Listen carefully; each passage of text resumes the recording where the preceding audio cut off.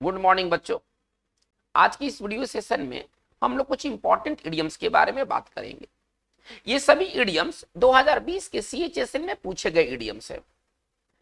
आज का ये वीडियो सेशन ये सीएचएसएल 2020 के पूछे गए इडियम्स का ये दूसरा ये वीडियो सेशन है। इसके पहले वाले वीडियो सेशन में भी हम लोगों ने कुछ इंपॉर्टेंट इडियम्स को देखा था जो कि सीएचएसएल 2020 में पूछे गए थे। तो आज का वीडियो सेशन उसी वीडियो सेशन का वो अगली कड़ी है, कंटिन्यूएशन है उसका। तो चलिए आज के इस वीडियो सेशन की शुरुआत किया जाए कुछ इंपॉर्टेंट इडियम से जो कि आगे आने वाली परीक्षाओं के लिए काफी इंपॉर्टेंट साबित होंगे। चलिए हमारा फर्स्ट आज का जो इडियम है वो है इन वोग। देखिए, यदि कोई चीज यदि इन वोग है तो इसका मतलब है कि वो प्रचलन में है। ये बहुत इंपॉर्टेंट इडियम है। इन वो केवल सीएचएसएल 2020 तक ही सीमित नहीं है, ये कई बार कई एग्जाम्स में पूछे जा चुके हैं। तो चलिए, इन वो का मतलब क्या होता है? प्रचलन में, ठीक है ना, फैशनेबल। आप इसका अगर सरल अगर हम सिनोनिम्स के बारे में बात करें तो इसका सिनोनिम्स होगा फैशनेबल या पॉपुलर, यानी कि वो चीज लोकप्रिय है थोड़े समय के लिए। तो अगर कोई चीज अगर इन वोग है यानी कि वो लोकप्रिय है, ठीक है। इसको अगर शाब्दिक अगर इसका हिंदी लिखा जाए तो इसका हिंदी होगा लोकप्रिय, प्रचलन में। आप ऐसे समझिए, कोई चीज प्रचलन में है, लोकप्रिय है वो। चलिए, जैसे कि अगर हमें एक सेंटेंस बनाना है कि आजकल जो बॉयज हैं वो लंबे बाल रख रहे हैं, तो जो लॉन्ग हेयर है वो बॉयज के बीच क्या है? इन वोग है। यदि इस बात को लिखा जाए तो कैसे लिखा जाएगा, है ना? नावाडेज इन दिनों, नावाडेज इन दिनों लॉन्ग हेयर इज इन वोग, ठीक है ना, एमोंग यंगस्टर्स अथवा बॉयज। हम ऐसे भी समझ सकते हैं बात को। इसका हिंदी क्या निकलेगा? इसका हिंदी ये निकलेगा, आजकल, है ना, लंबे हेयर रखने का जो प्रचलन है, ठीक है ना, वो बॉयज के बीच एक लोकप्रिय चीज है, कॉमन चीज है। बॉयज आजकल लॉन्ग हेयर्स को प्रीफर कर रहे हैं। तो कोई चीज यदि इन वोग है यानी कि आजकल वो पॉपुलर है, फैशनेबल है। चलिए, इंपॉर्टेंट इडियम है। चलिए हम लोग आगे आते हैं, है ना, इडियम नंबर 2 की तरफ। तो बहुत इंपॉर्टेंट ये इडियम्स, बहुत इंपॉर्टेंट इडियम्स है। मेक बोथ एंड्स मीट, ठीक है ना, ये कई बार पूछे जा चुके हैं। मेक बोथ एंड्स मीट, इसका मतलब क्या होगा? चलिए देखिए, make both ends meet, both ends का मतलब क्या है? सुबह और शाम, ठीक है ना, मतलब कि दो वक्त का रोजी रोटी इकट्ठा करना, मतलब जीवन गुजारना होता है ना, बोथ एंड्स मीट का मतलब होता है। अगर आप मेक बोथ एंड्स मीट करते हैं यानी कि आप उतना ही कमा पाते हैं जितना कि आप गुजारा कर सके, बस, इससे ज्यादा आप नहीं कमा पाते हैं, ठीक है ना। अगर इसको अगर हम तोड़ के लिखते हैं तो इसका एक्सप्लेनेशन कैसे होगा, ठीक है ना, टू अर्न, ठीक है ना, to earn just to live on, ठीक है ना। चलिए, मतलब आप बस उतना ही कमा पाते हैं जितना कि आप जीवित रह सके, गुजारा कर सके। इसको अगर सरल अगर इसका हिंदी लिखेंगे तो गुजारा करना, दो वक्त की रोटी जुटाना। इसको सिंपल भाषा में अगर हिंदी मुहावरा करें तो दो वक्त की क्या जुटाया जाता है? दो वक्त की रोटी जुटाना, ये होता है बोथ एंड्स मीट, ठीक है ना, रोटी जुटाना। यदि आप दो वक्त की रोटी जुटाते हैं, दो वक्त की रोटी कमाते हैं, तो आप मेक बोथ एंड्स मीट करते हैं। आज महंगाई के समय में लोगों को ये मुश्किल हो रहा है, दो वक्त का रोटी जुटाना भी मुश्किल हो रहा है, हमको ऐसा कहना है। हम क्या लिख सकते हैं? देखिए तो, है ना, हम लिख सकते हैं क्या, पीपल आर फाइंडिंग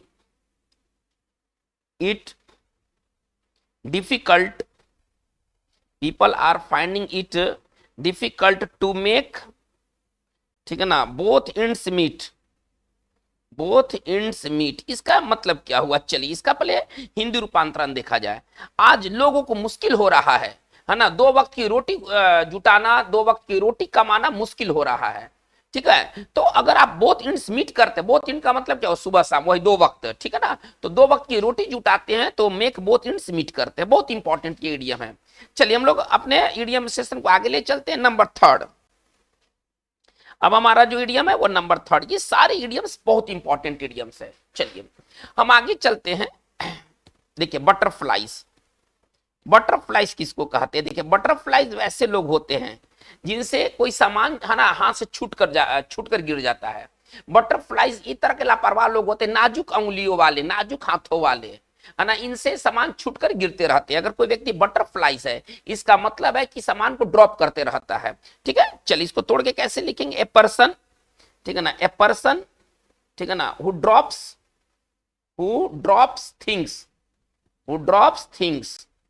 ठीक है ना। इसके लिए छोटा सा अगर वर्ड लिखा जाए तो हम लिख सकते हैं क्लमसी पर्सन, एक क्लमसी पर्सन, ठीक है ना। और अगर इसका हिंदी लिखा जाए तो नाजुक अंगुलियों वाला, नाजुक अंगुलियों वाला। चलिए, बहुत इंपॉर्टेंट ये इडियम है, या एक तरह से हम दूसरा इसका हिंदी कह सकते हैं लापरवाह व्यक्ति, जो चीजों को सीरियसली नहीं लेता है। तो यदि कोई व्यक्ति बटरफ्लाई है, इसका मतलब है क्या है कि वो सामान को ड्रॉप करते रहता है। चलिए, तो ये बहुत इंपॉर्टेंट इडियम है, एक नया टाइप का इडियम है। हम बात को हम आगे लेके चलते हैं नंबर 4 की ओर, काफी इंपॉर्टेंट है। चलिए, on end of, on end of ये बहुत इंपॉर्टेंट इडियम है। ऑन एंड ऑफ का मतलब क्या होता है, देखिए कभी कभी इसको हम ऐसे कर लेते हैं, ऑन एंड ऑफ का मतलब क्या होता है, जो कभी हुआ कभी नहीं हुआ, या हम इसको ऐसे भी कह सकते हैं, इसका दूसरा रूप ऐसे भी हो सकता है, ऑफ एंड ऑन। चलिए, इसका मतलब क्या हुआ, ऑफ एंड ऑन या ऑन एंड ऑफ का मतलब क्या हुआ कि कभी हुआ कभी नहीं हुआ, ठीक है ना, रुक रुक कर, आप ऐसे समझे, रुक रुक कर। तो इसको अगर हम इसको अगर एक्सप्लेन करें इंग्लिश में सिनोनिम्स के तौर पर, तो लिख सकते हैं इंटरमिटेंट मतलब होता है रुक रुक कर। अगर कोई चीज अगर इंटरमिटेंट होता है तो यानी कि वो चीज रुक रुक कर होता है। चलिए, तो हम लिख सकते हैं इंटरमिटेंटली, ठीक है ना, इंटरमिटेंटली। यदि कोई चीज यदि रुक रुक कर होता है, नियमित तौर पर नहीं होता है, तो वो ऑफ एंड ऑन होता है। चलिए, तो इसको अगर सिंपल भाषा में कहें तो रुक रुक कर, जो चीज नियमित रूप से नहीं है वो चीज ऑफ एंड ऑन है या ऑन एंड ऑफ है। बहुत इंपॉर्टेंट ये इडियम है। नंबर 5 की ओर हम लोग मूव करते हैं। चलिए, देखिए, रूल द रूस्ट, इसका मतलब क्या होता है, बहुत इंपॉर्टेंट इडियम है, रूल द रूस्ट। चलिए, रूल द रूस्ट का क्या मतलब है, देखिए, यदि कोई व्यक्ति अगर किसी समूह में किसी संस्था में यदि हावी होता है, यानी कि वो रूल द रूस्ट करता है। रूल द रूस्ट का मतलब क्या होता है, हावी होना, किसी संगठन में किसी का वर्चस्व बना होना, ये होता है रूल द रूस्ट। तो इसको हम शाब्दिक अर्थ में इसको लिख सकते हैं टू डोमिनेट। अगर इसको अगर सिनोनिम्स के तौर पर लिखा जाए तो हम लिख सकते हैं टू डोमिनेट, या हम लिख सकते हैं टू रूल या command in A group, in A group, ठीक है ना। चलिए, इसका मतलब क्या होता है, अगर सिंपल भाषा में कहें तो हावी होना, किसी संगठन में किसी संस्था में हावी होने को कहते हैं रूल द रूस्ट। यदि कोई व्यक्ति अगर रूल द रूस्ट करता है, यानी कि किसी संस्था में किसी संगठन में वो हावी होता है। चलिए, अब जैसे कि अगर हम बीजेपी के बारे में बात करें, बीजेपी में आज मोदी, मिस्टर मोदी का कद बहुत बड़ा है, इतना बड़ा है कि वो पूरे संगठन में वो इन्फ्लुएंस करते, पूरे संगठन की इन्फ्लुएंस करते हैं, पूरे संगठन में डोमिनेट करते हैं। इसी बात को अगर लिखा जाए तो कैसे लिखा जाए, mister Modi rules the roost, rules the roost, ठीक है ना, इन द बीजेपी। इसका हिंदी क्या निकलेगा कि मिस्टर मोदी जो है वो बीजेपी में वर्चस्व उनका है, वर्चस्व बना के रखते हैं। तो ये बहुत इंपॉर्टेंट इडियम है। चलिए, रूल द रूस्ट। हम आगे की ओर बात को लेके चलते हैं। चलिए, नंबर हमारा 6। अब हम आगे की ओर देखते हैं, हमारा 6 नंबर का इडियम्स, बहुत इंपॉर्टेंट वर्ड है, इडियम है, wash your dirty line in public. बहुत इंपॉर्टेंट इडियम है, wash your dirty line in public. देखिए, इसका मतलब क्या होता है, वाश, अगर आप अपने गंदगी को पब्लिक के बीच अगर साफ करते, वाश करते गंदगी को, इसका मतलब है कि पब्लिकली आप कुछ आपत्तिजनक बात कहते हैं, अपने पर्सनल लाइफ के बारे में कुछ कहते हैं, आप अपने पर्सनल लाइफ को रिवील करते हैं, ठीक है ना, पब्लिकली रिवील करते हैं। तो इसको हम कैसे लिखेंगे, to reveal personal matter, to reveal personal matter, ठीक है ना, पब्लिकली। चलिए, to reveal personal matter publicly, इसका मतलब अगर हम शाब्दिक तौर पर लिखें तो सार्वजनिक तौर पर निजी बातें कहना, सार्वजनिक तौर पर निजी बातें कहना, जो कि बात नहीं कहना चाहिए। अगर वैसी बात को अगर आप सार्वजनिक तौर पर सभी के सामने कहते हैं, यानी कि आप wash your dirty line in public करते हैं। चलिए, बहुत इंपॉर्टेंट इडियम है। नंबर 7 की ओर हम लोग मूव करते हैं। चलिए, इसके बाद एक गुड टर्न। चलिए, हमारा अगला जो इडियम है वह एक गुड टर्न। एक गुड टर्न का मतलब क्या होता है, देखिए, कोई किसी के लिए भलाई किया गया काम को ना एक गुड टर्न कहते हैं। एक गुड टर्न को अगर हम तोड़ के लिखें तो किसको इसको किस तरह से लिखेंगे, है ना, ए हेल्पफुल एक्ट। अगर इसको सरल भाषा में लिखे हैं तो हम ऐसे लिखेंगे एक हेल्पफुल एक्ट, ठीक है ना, मददगार, है ना, एक मदद किसी के लिए किया गया कोई अच्छा काम। तोड़ के लिखे तो इस प्रकार लिखेंगे, किसी के लिए किया गया कोई नेक कार्य को कहते हैं, ठीक है ना, ए गुड टर्न, नेक कार्य। देखिए कहावत है कि वन गुड टर्न, है ना, डिजर्व्स अनदर। इसका मतलब क्या हुआ, है ना, वन गुड टर्न, वन कहें चाहे एक कहें बात एक ही है, ठीक है ना, one good turn deserves another. इसका मतलब क्या होता है कि कर भला, ठीक है ना, कर भला तो हो भला, ठीक है ना, अगर आप भी किसी का भला करते तो आपके साथ भी भला ही होने वाला है। चलिए हम लोग बात को आगे की ओर ले चलते हैं, नंबर 8। चलिए देखिए इसके बाद हमारा अगला वर्ड इडियम है getting butterflies in one's stomach. चलिए getting butterflies in one's stomach, in one's stomach. चलिए इसका मतलब क्या हुआ, ठीक है ना, अगर आपके पेट में अगर बटरफ्लाई आ गया है, इसका मतलब है कि आप अपने आप को नर्वस महसूस कर रहे हैं, डरा हुआ महसूस कर रहे हैं, ठीक है ना। Getting butterflies in one's stomach का मतलब क्या होता है, फीलिंग नर्वस, ठीक है ना, आप नर्वस हैं। आप इसको सिंपल भाषा में समझिए, भयभीत या हताश होना, भयभीत या हताश,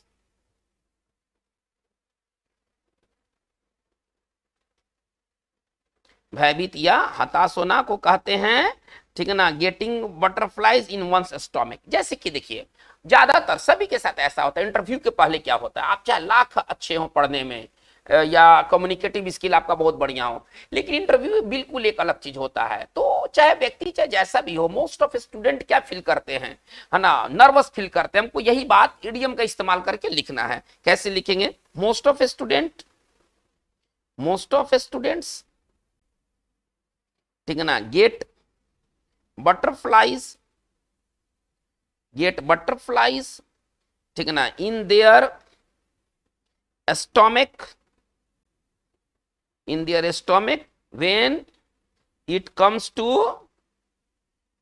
कम्स टू इंटरव्यू। इसका हिंदी क्या हुआ, चलिए इसका हिंदी ये हुआ कि जब, ठीक है ना, इसका हिंदी हम कैसे इसको एक्सप्लेन करेंगे, जब इंटरव्यू की बारी आती है, जब इंटरव्यू का समय आता है, अधिकांश स्टूडेंट, है ना, क्या फील करते हैं, नर्वस फील करते हैं।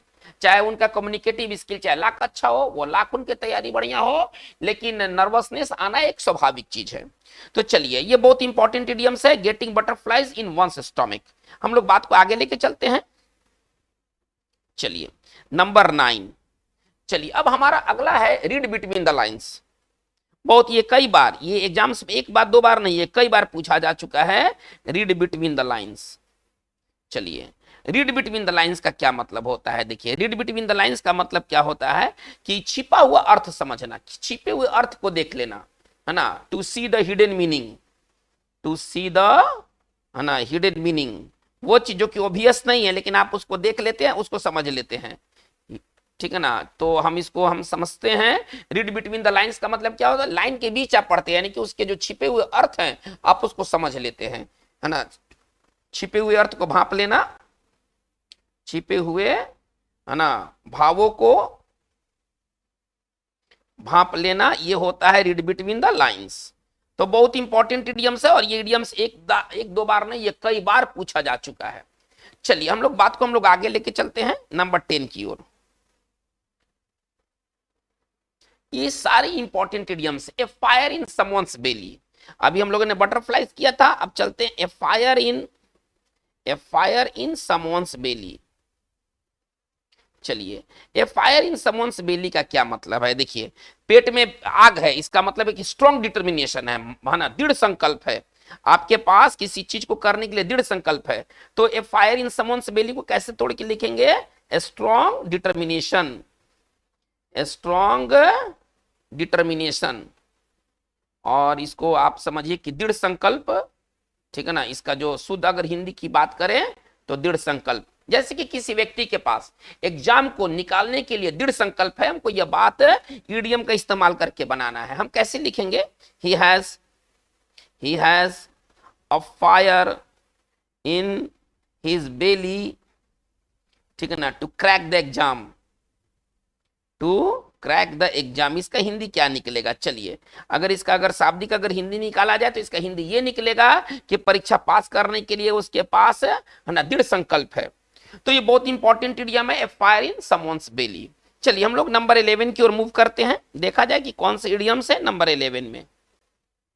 चलिए, by the skin of one's teeth, by the skin of one's teeth. चलिए, इसका मतलब क्या हुआ? देखिए, by the skin of one's teeth का मतलब ये होता है ना कि बाल बहुत मुश्किल से, है ना। ये पिछले वीडियो सेशन में भी ये इडियम हुआ था। ये इडियम मतलब आप समझ रहे हैं ना कि एक से ज्यादा बार ये पूछा जा चुका है। By the skin of one's teeth का क्या मतलब हुआ? नैरोली, है ना, नैरोली या ओनली जस्ट, है ना। और इसको आप सिंपल समझिए, बहुत मुश्किल से। इसका अगर हिंदी की बात करें तो इसका हिंदी होता है बहुत मुश्किल से। चलिए, जैसे कि किसी व्यक्ति के बारे में कहा गया है, ही वॉन द फाइनल, है ना, उसने फाइनल तो जीत लिया, but by the skin of one's के जगह पर ही के लिए ही जा जाएगा, by the skin of his teeth. इसका हिंदी क्या निकलेगा? वो फाइनल तो जीता लेकिन बहुत ही मुश्किल से। चलिए, नंबर हम लोग 12 की ओर मूव करते हैं। चलिए, एक बहुत इंपॉर्टेंट है, go back to the drawing board, go back to the, है ना, ड्राइंग बोर्ड। चलिए, इसका मतलब क्या हुआ? एक बहुत बड़ा, थोड़ा सा साइज में बड़े इडियम है लेकिन इंपॉर्टेंट इडियम है। Go back to the drawing board का मतलब क्या होता है कि आपने कोई पहला प्लान बनाया था लेकिन वो आपका प्लान चला नहीं, अब आपने दूसरा प्लान बनाया, है ना, ताकि प्लान पहले प्लान की तरह असफल ना हो। तो मतलब किसी चीज को फिर से स्टार्ट करना, है ना। अगर आप ड्राइंग बोर्ड में जाते हैं, इसका मतलब है कि आप किसी चीज को फिर से स्टार्ट करते हैं। तो इसके लिए सिनोनिम्स क्या हो जाएगा? इसका सिनोनिम्स क्या हो जाएगा? टू रीस्टार्ट, है ना, दोबारा शुरू करना। अगर आप कोई चीज को अगर go back to the drawing board करते हैं, यानी कि आप उसे दोबारा शुरू करते हैं क्योंकि आपका पहला प्लानिंग असफल हो चुका है। कंपनी ने कोई प्रोडक्ट बनाया लेकिन और प्रोडक्ट अच्छा करने के लिए क्या किया? Go back to the drawing board, फिर से उसको बनाना शुरू किया ताकि बेहतर प्रोडक्ट निकले। हमको ऐसा कहना है क्योंकि उसका पहला प्लानिंग असफल हो गया था। हम कैसे लिखेंगे? द कंपनी, इसी चीज को लिखना है तो कैसे लिखेंगे? The company went back to the drawing board, the company went back to the drawing board for the better product, चलिए, इसका हिंदी क्या निकलेगा? अगर तोड़कर अगर इसका हिंदी निकाला जाए तो इसका हिंदी ये निकलेगा कि कंपनी ने, ठीक है ना, अपने प्रोडक्ट को और अच्छा करने के लिए फिर से इसने बनाना शुरू किया, रीस्टार्ट किया। चलिए, अब हम आगे बढ़ते हैं। टू क्रॉस वंस माइंड, हमारा अगला जो है इडियम है, to cross one's mind, to cross one's mind. चलिए, इसका मतलब क्या होता है? देखिए, कोई बात यदि दिमाग में क्रॉस करता है, यानी कि वो दिमाग में अचानक आ जाता है, अचानक पहले से आने का कोई प्लान नहीं था लेकिन कोई बात अचानक सूझ जाना, ठीक है ना, ये होता है टू क्रॉस वंस माइंड। चलिए, इसको अगर हम एक्सप्लेन करें तो कैसे लिखेंगे? टू अकर टू, ठीक है ना, टू अकर टू, ठीक है ना। इसका मतलब होता है कि कोई बात अचानक सूझ जाना, कोई बात दिमाग में आना, ठीक है ना, कोई बात सूझना, ठीक है ना, ये कहलाता है टू क्रॉस वंस माइंड। हार तो एक शब्द है जो कि मेरे दिमाग में आज तक आया ही नहीं, मैंने हार के बारे में कभी नहीं सोचा। हमको ऐसा कहना है, कैसे लिखेंगे? लूजिंग नेवर क्रॉस्ड, देखिए पास्ट टेंस है तो क्रॉस का क्रॉस्ड हो गया, है ना। लूजिंग नेवर क्रॉस्ड माई, वन के जगह पर क्या आ गया? माई आ गया ना। चलिए, इसका हिंदी क्या निकलेगा कि हार जो है ना, वो मेरे दिमाग में कभी आया ही नहीं। चलिए, हम लोग बात को आगे लेके चलते हैं नंबर 14 की ओर। ये बहुत सारे इंपॉर्टेंट इडियम्स है। चलिए, ए रेड लेटर डे, ए रेड लेटर डे, चलिए इसका मतलब क्या होता है? एक यादगार दिन, एक बहुत ही यादगार दिन को कहते हैं रेड लेटर डे, ठीक है ना। चलिए इसको कैसे तोड़ के लिखा जाएगा? ए मेमोरेबली, ए मेमोरेबली इंपॉर्टेंट डे, ए मेमोरेबली इंपॉर्टेंट डे, ठीक है ना। यादगार दिवस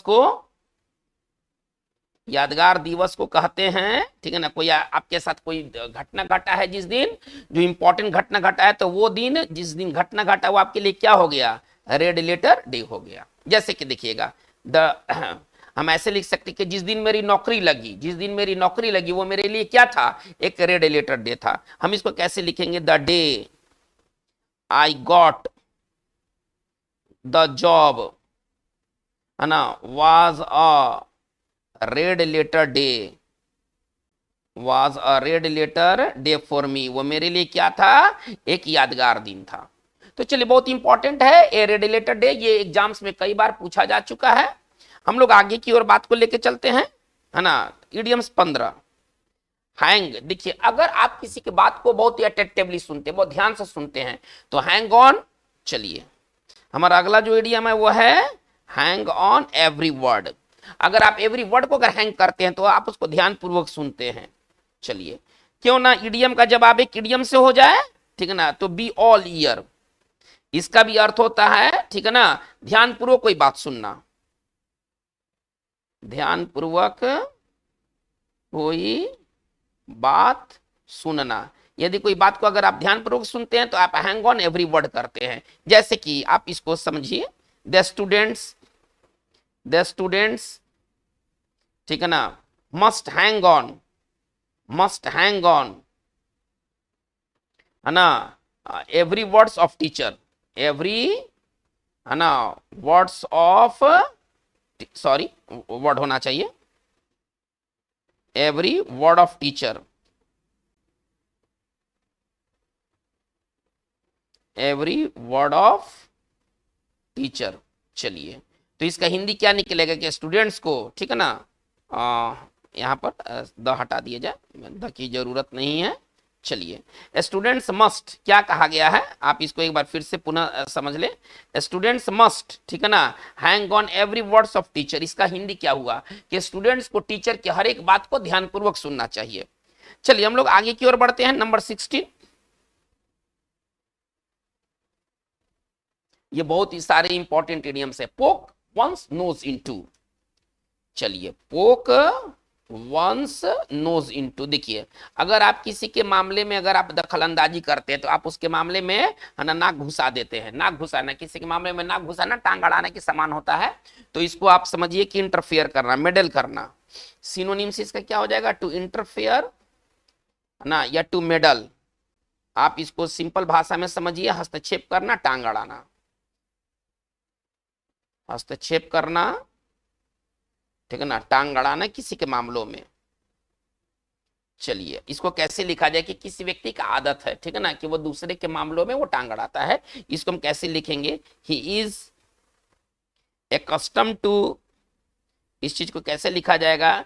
ही इज एक्स्टम्ड टू पोकिंग। अब ये टू के बाद V1 आएगा, V4 आएगा, सॉरी, पोकिंग हिज नोज, ठीक है ना, पोकिंग हिज नोज इनटू, है ना, अदर, है ना, बिजनेस। इसका हिंदी क्या हुआ? चलिए, इसका हिंदी ये निकलेगा कि दूसरों के मामलों में, दूसरे के कामों में उसका टांग अड़ाने का, हस्तक्षेप करने का एक सा आदत सा है, यानी कि वो आदी है कि वो दूसरे के मामलों में टांग अड़ाए।